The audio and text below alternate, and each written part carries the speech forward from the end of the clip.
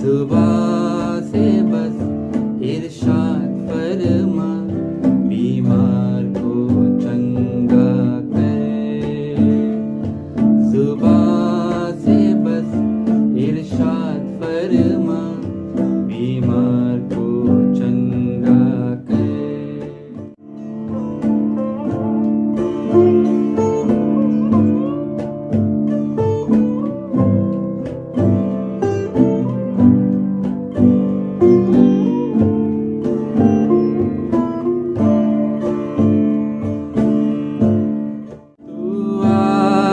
सुबह आए खुदा, खुराक रूहानी दे।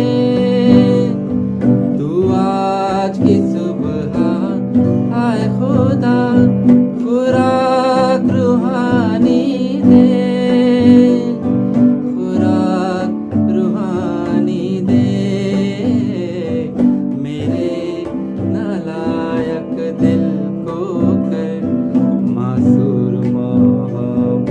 से। मेरे नालायक दिल को कर मासूर मोहब्बत से। मैं लायक नहीं आए खुदा, तू आए मेरे घर। जुबां से बस इरशाद फरमा, बीमार को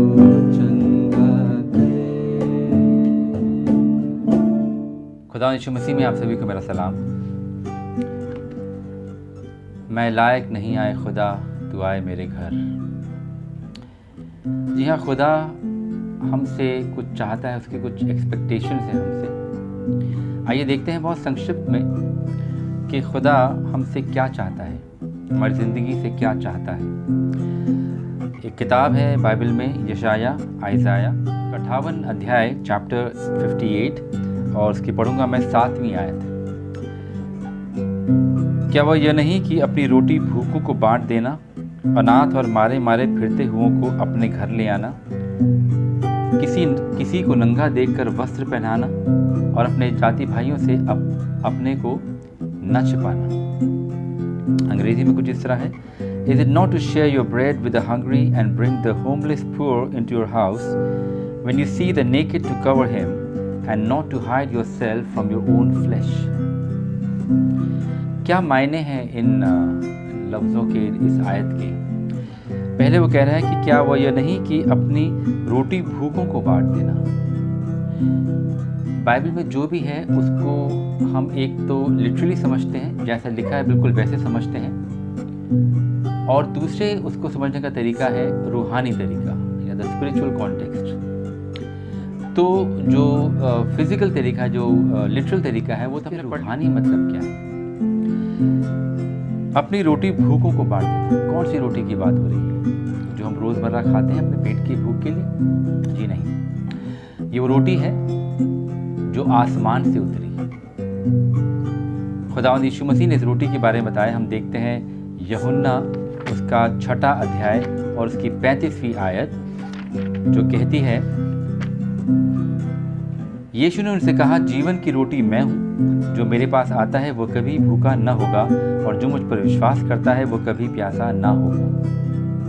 जीवन की रोटी की बात हो रही। हमें क्या बांटना है? हमें जीवन की रोटी बांटनी है। और वो जीवन की रोटी क्या है? खुदावंद यीशु मसीह, यानी कि खुदा का कलाम बांटना है हमको।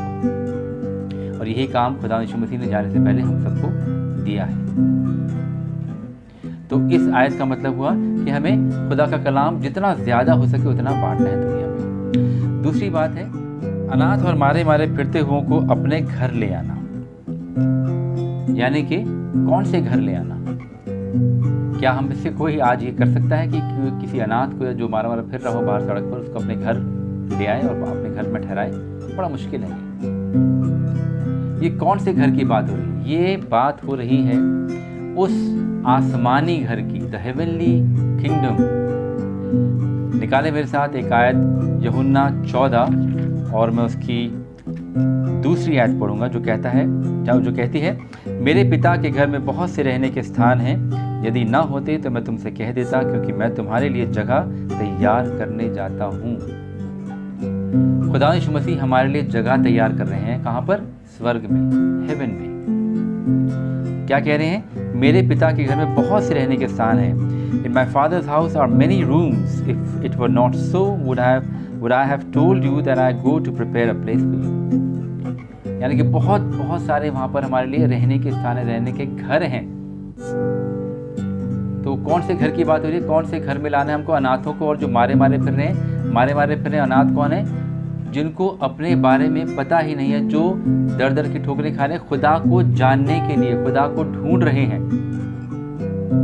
और जो खुदा को जानते नहीं। उनको हमें क्या दिखाना है? उनको हमको स्वर्ग का राज्य दिखाना, जो प्रभु यीशु मसीह ने हमको बताया है, द हेवनली किंगडम। तीसरी बात है, किसी को नंगा देखकर वस्त्र पहनाना।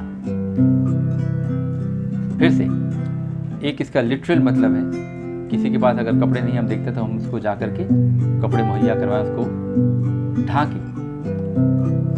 मगर इसका स्पिरिचुअल कॉन्टेक्स्ट क्या है? कुछ लोग हैं जो अधर्म में जीते हैं और वो जानते नहीं हैं कि वो अधर्म में जी रहे हैं।